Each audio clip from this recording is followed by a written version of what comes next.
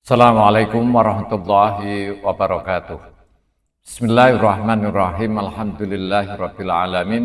Wassalatu wassalamu ala asyrafil anbiya wal mursalin sayyidina maulana Muhammad wa ala alihi wa sahbihi ajmain. Amma ba'du. Selamat bertemu kembali dengan saya Muhammad Najib di channel Kampung Ilmu Al-Falah. Channelnya orang-orang yang tetap semangat dan istiqomah mencari ilmu. Pada kesempatan ini saya akan meneruskan ngaji kitab Tarbiyatul Aulad yang ke-33. Su'u mu'amalatil abawaini lil walad. Dampak buruk perlakuan orang tua terhadap anak. Minal umuri allati yakadu yajma'u ulama'ut tarbiyati 'alaiha annal walada idza umila min qibali abawaihi wa murabbihil muamalatal qasiyah wa uddiba min qibalihim bidzarbi syadid wa tawbihil qari wa kana daimal hadaf fi tahqir wal istira' wa tashhiri was sukhriyah wa inna rududal fi'li satadharu fi sulukihi wa khuluqihi wa inna dhahiratal khawfi wal inkimasi satabatu fi tasarrufatihi wa af'alihi wa qad ya'ulu bihil amru ilal intikhar khinan au ila muqatalati abawaihi ahyanan au ila tarkil baiti nihaiyan takhallusan mimma yu'ani minal qaswah az-zalimah wal muamalah al-alimah. Para ahli pendidikan hampir sepakat bahwa cara orang tua dan pendidik memperlakukan anak sangat berpengaruh terhadap perkembangan emosional dan perilakunya. Jika seorang anak dibesarkan dengan kekerasan, baik dalam bentuk pukulan, teguran keras, omelan, hinaan, cacian, atau ejekan, maka dampak psikologis yang negatif, yang serius bisa terjadi. Anak bisa tumbuh menjadi pribadi yang penakut, tertutup, dan enggan bergaul dengan teman-temannya. Dalam kasus yang lebih parah, ia mungkin mengalami depresi, memberontak terhadap orang tua, atau bahkan memilih jalan yang lebih tragis, seperti mengakhiri hidupnya, atau melakukan bunuh diri, atau membunuh orang tuanya, atau kabur meninggalkan rumahnya. Semuanya itu dilakukan untuk menghilangkan rasa sakit yang diterimanya akibat kekejaman dan perlakuan yang menyakitkan dari orang tuanya atau dari pendidiknya. Perlakuan kasar pada anak bukan hanya melukai fisik anak, tapi juga menghancurkan kepercayaan diri dan kesehatan mental anak. Fala ajaba wa hadhi haluh an narahu asbaha fil mujtama'i mujriman wa fi hadhil hayati syadan wa munharifan wala ajaba ayyan sya'alal i'wijadi wal muyu'ati wal inkhilal. Maka tidak heran, inilah keadaannya jika kita nanti melihatnya menjadi penjahat di masyarakat dan menjadi orang yang aneh, orang yang menyimpang dalam kehidupan ini. Dan tidak heran jika ia tumbuh dalam keadaan bengkok, lembek, rapuh, dan tidak bertanggung jawab.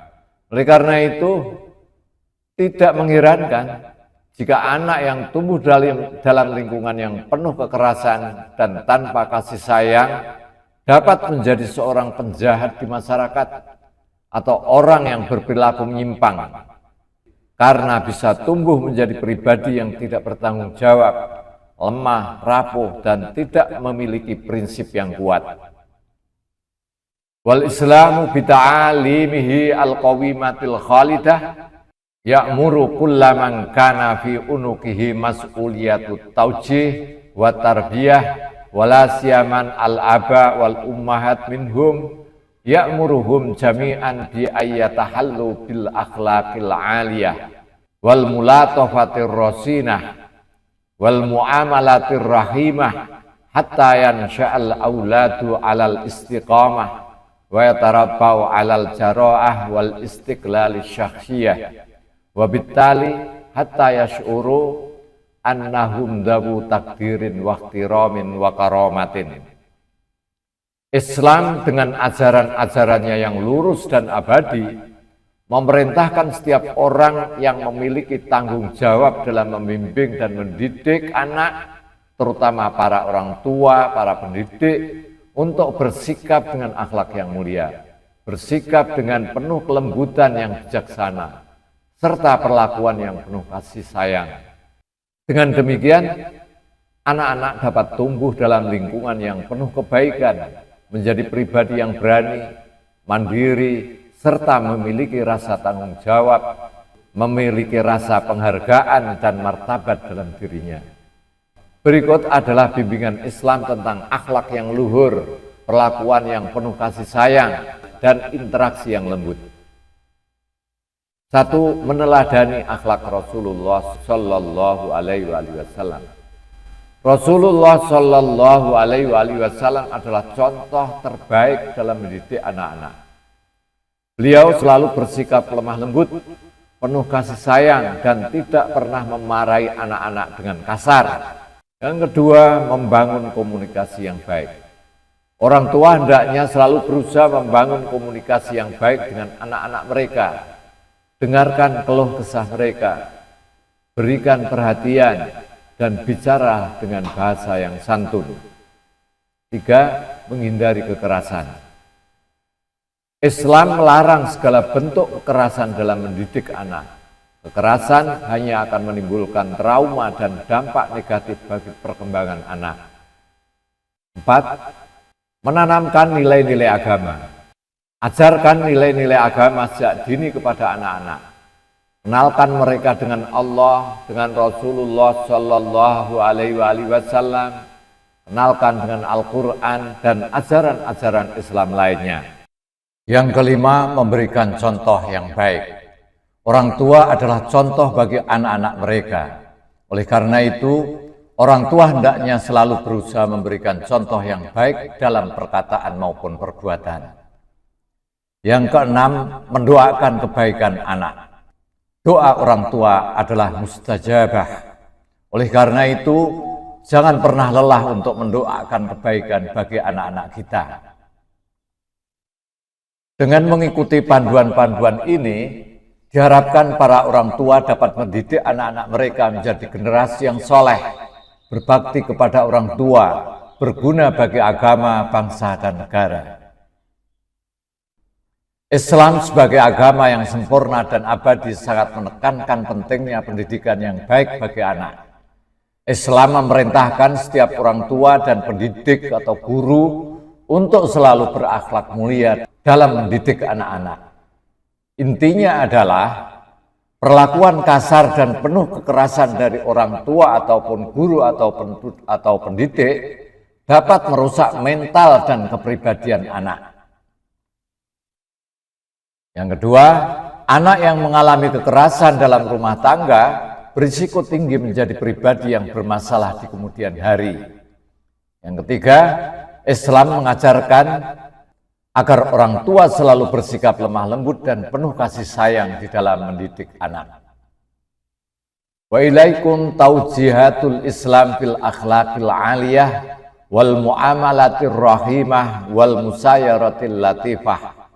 Berikut ini adalah panduan Islam untuk akhlak yang tinggi, perlakuan yang penuh kasih sayang, dan interaksi yang lembut dalam Al-Quran dan Al-Hadis. Allah berfirman di dalam surat An-Nahl ayat 90, A'udzu billahi minasyaitonir rajim.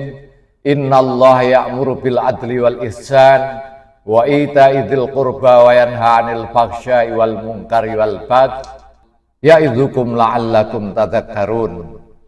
Sesungguhnya Allah menyuruh kamu berlaku adil dan berbuat kebajikan atau berbuat ihsan, memberikan bantuan kepada kerabat, dan Dia melarang melakukan perbuatan keji, kemungkaran, dan permusuhan. Dia memberi pengajaran kepadamu agar kamu dapat mengambil pelajaran. Dalam surat Ali Imran ayat 134 Allah berfirman, Alladzina yunfiquna fis sarra'i wad dharra'i wal kadhiminal ghaidha wal 'afina 'anil nas wallahu yuhibbul muhsinin. Yaitu orang yang berinfak baik di waktu lapang maupun sempit, dan orang-orang yang menahan amarahnya dan memaafkan kesalahan orang lain, dan Allah menyintai orang-orang yang berbuat kebaikan. Dalam surat Al-Baqarah ayat 83 Allah berfirman, wa qulu linnasi husna, dan bertutur katalah yang baik kepada manusia. Fabima rahmatim minallahi lintalahum walau kunta fadzzan ghalidhal qalbi lam faddu min haulik. Maka berkat rahmat Allah, engkau Muhammad berlaku lemah lembut terhadap mereka. Sekiranya engkau bersikap keras dan berhati kasar, tentulah mereka menjauhkan diri dari sekitarmu. Wa qala alaihi salatu wassalam fima rawahul Bukhari, innallaha yuhibbur rifqa fil amri kullih. Dan Nabi sallallahu alaihi wasallam bersabda, sebagaimana diriwayatkan oleh Imam Bukhari, sesungguhnya Allah menyukai kelembutan di dalam segala hal. Sahabat kampung ilmu yang berbahagia, hadis ini mengajarkan bahwa Allah SWT sangat menyintai sifat lemah lembut dalam segala urusan. Kelembutan harus menjadi landasan. Kelembutan harus menjadi landasan dalam setiap tindakan dan interaksi kita, baik dalam urusan pribadi, keluarga, maupun masyarakat. Berikut beberapa poin penting dari hadis ini. Pertama, keutamaan kelembutan. Allah SWT menyintai kelembutan, dan ini menunjukkan betapa pentingnya sifat ini dalam pandangannya. Dua, kelembutan dalam segala hal. Hadis ini menekankan bahwa kelembutan tidak hanya dianjurkan dalam beberapa situasi tertentu, tapi dalam segala aspek kehidupan. Tiga, implementasi kelembutan. Kelembutan dapat diimplementasikan dalam berbagai bentuk, seperti berbicara dengan sopan, bertindak dengan tenang dan sabar, serta menghindari kekerasan dan paksaan. Dengan menerapkan kelembutan dalam kehidupan sehari-hari, kita tidak hanya mengikuti ajaran Rasulullah Sallallahu Alaihi Wasallam, tapi juga menciptakan lingkungan yang harmonis dan penuh kasih sayang. Wa qala fima rawahu Ahmad wal Bayhaqi, in aradallahu ta'ala bi ahli baitin khairan adkhala alaihimur rifqa wa inna rifqa law kana khalqan lama ra'an nasu khalqan ahsana minhu wa innal ainafa law kana khalqan lama ra'an nasu tahalluqan akbaha minhu.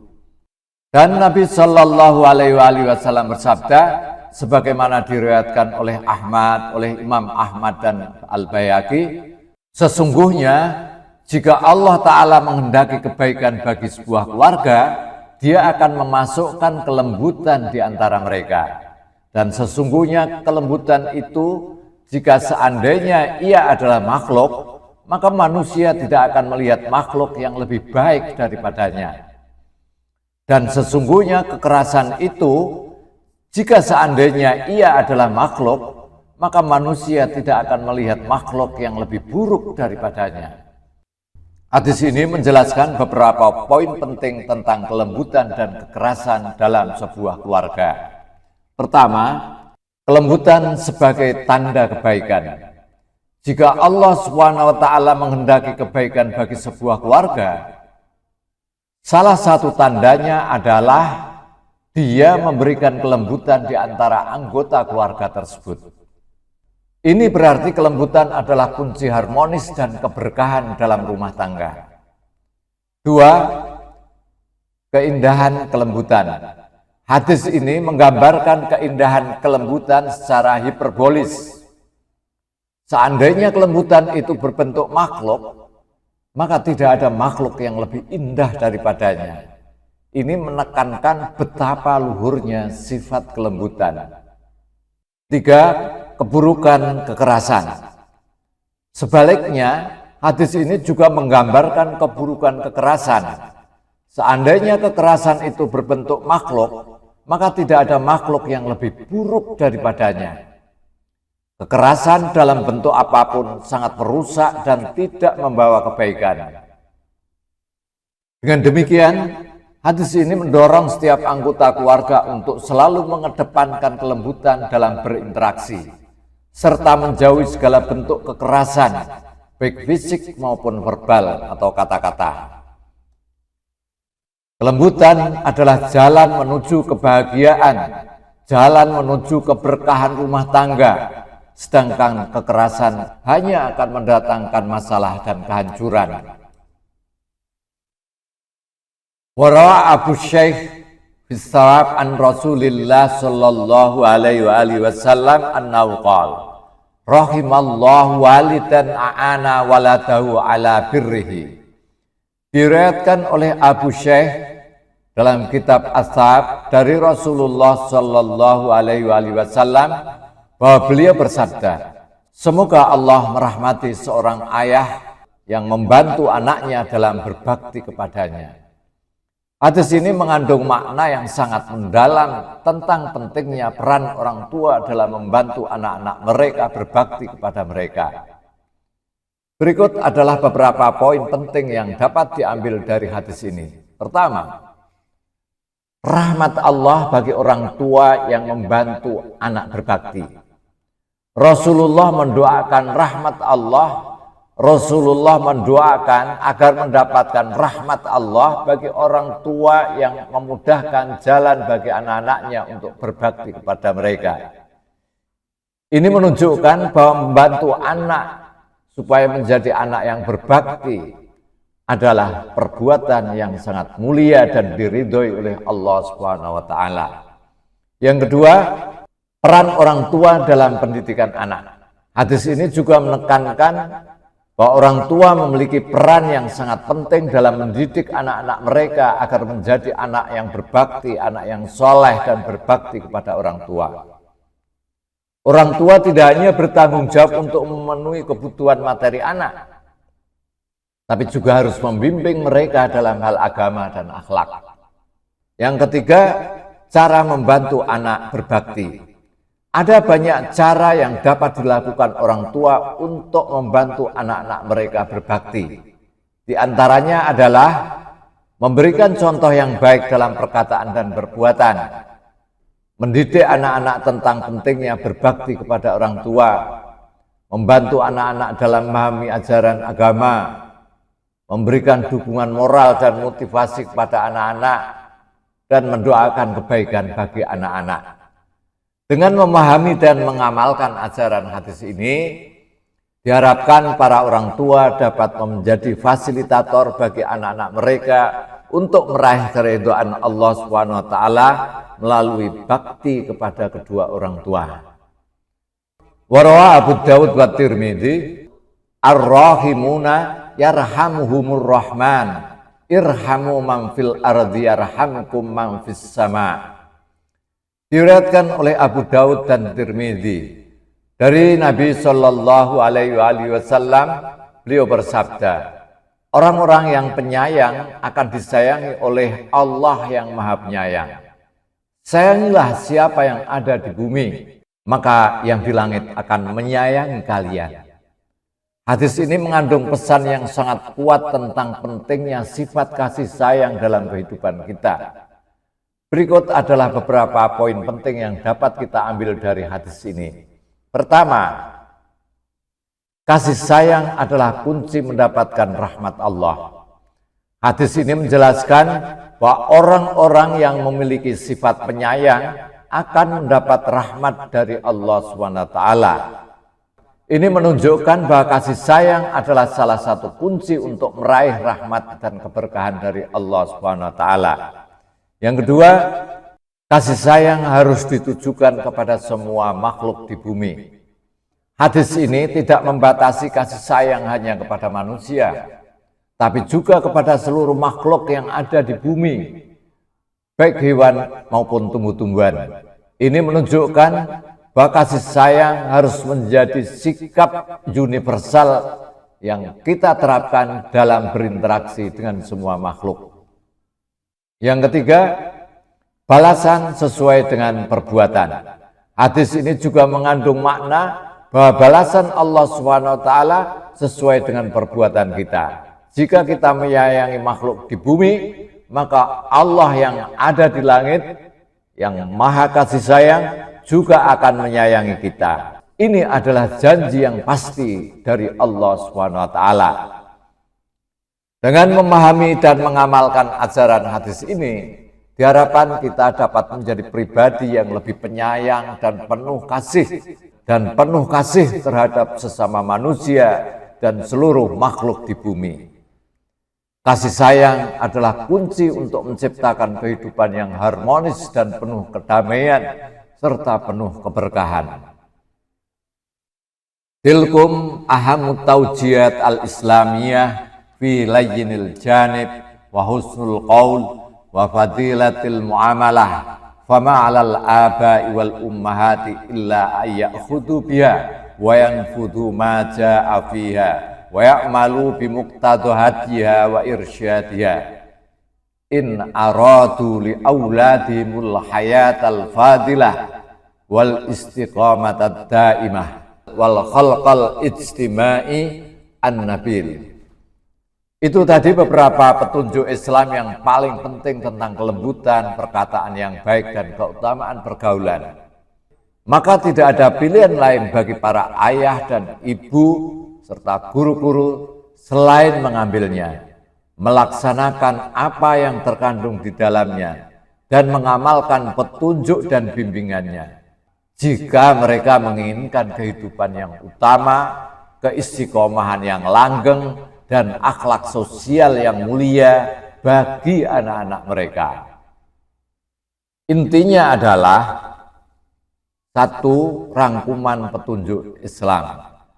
Keterangan di atas tadi itu menyimpulkan bahwa petunjuk-petunjuk sebelumnya adalah poin penting dalam ajaran Islam tentang bagaimana berinteraksi dengan baik dan penuh kasih sayang. Dua, tanggung jawab orang tua. Orang tua memiliki tanggung jawab besar untuk menerapkan ajaran-ajaran ini dalam mendidik anak-anak mereka. Tiga, tujuan pendidikan. Tujuan dari pendidikan yang berlandaskan nilai-nilai Islam adalah untuk menciptakan anak-anak yang memiliki akhlak mulia, hidup lurus, dan memberikan kontribusi positif bagi masyarakat. Dengan kata lain, keterangan atau teks ini menekankan bahwa jika orang tua ingin anak-anak mereka tumbuh menjadi orang yang baik, mereka harus mengikuti ajaran Islam tentang kelembutan, perkataan yang baik, pergaulan yang santun dalam mendidik mereka. Amma ayyasluku ma'ahumut turuqal multawiyah wal mu'amalal fadh wal mu'amalatal fadhah al qasiyah wal uqubatal zalimah syadidah wa yakununa qad janu ala abnaihim khina yakdhifuna bim ilal khaya fi jawi hadi tarbiyatil khatiyah wat tawjihil multawiyidz zamim bal sayarawna hatman inkhirafahum au uquqahum au tamarrudahum li'annahum humul ladina gharasu fi nufusihim wahum sigar budura hadil inkhirafa wal uquqa wat tamarrud. Jika orang tua memilih jalan yang salah di dalam mendidik anak, seperti bersikap kasar dan keras, serta memberikan hukuman yang tidak adil dan terlalu berat, maka mereka telah berbuat kesalahan besar terhadap anak-anaknya. Tindakan ini sama saja dengan menjerumuskan anak-anak ke dalam lingkungan pendidikan yang buruk dan bimbingan yang menyesatkan. Akibatnya, anak-anak akan tumbuh menjadi pribadi yang menyimpang, durhaka, atau suka memberontak. Hal ini tidak lain karena orang tua sendirilah yang sejak dini telah menanamkan benih-benih perilaku negatif tersebut dalam jiwa anak-anaknya. Keterangan ini menjelaskan tentang dampak negatif dari pola asuh yang salah terhadap perkembangan anak. Berikut poin pentingnya. Pertama, pola asuh yang salah adalah kezaliman. Orang tua yang menggunakan cara-cara yang keras, kasar, dan tidak adil dalam mendidik anak, pada dasarnya telah berbuat zalim kepada anak-anak mereka. 2. Dampak buruk pola asuh yang salah. Anak-anak yang dididik dengan cara yang salah akan tumbuh menjadi anak yang menyimpang, durhaka, ataupun pemberontak. 3. Orang tua bertanggung jawab. Orang tua memiliki tanggung jawab besar dalam membentuk karakter anak. Jika anak tumbuh menjadi pribadi yang buruk, maka orang tua juga turut andil dalam kesalahan tersebut. Jadi keterangan ini memberikan peringatan kepada orang tua agar tidak menggunakan cara-cara yang kasar dan tidak adil di dalam mendidik anak. Pola asuh yang baik adalah kunci untuk menciptakan generasi yang soleh dan berbakti. Jika orang tua tidak memenuhi hak anak, maka mereka juga bersalah jika anak menjadi durhaka. Jangan hanya menyalahkan anak, tapi juga orang tua yang mungkin menjadi penyebab kedurhakaan anak tersebut. Keterangan-keterangan di atas memberikan pelajaran moral bahwa orang tua harus memenuhi hak-hak mereka agar anak tidak durhaka. Sebaliknya, anak juga harus berbakti kepada orang tua meskipun orang tua mungkin tidak sempurna. Keterangan-keterangan yang sudah saya sampaikan ini sangat relevan dengan kehidupan modern, di mana banyak orang-orang tua yang lalai dalam memenuhi hak-hak mereka. Akibatnya, banyak anak yang tumbuh menjadi pribadi yang tidak berbakti dan bahkan durhaka kepada orang tua. Wallahu a'lam bishawab. Assalamualaikum warahmatullahi wabarakatuh. Muhammad Ajib.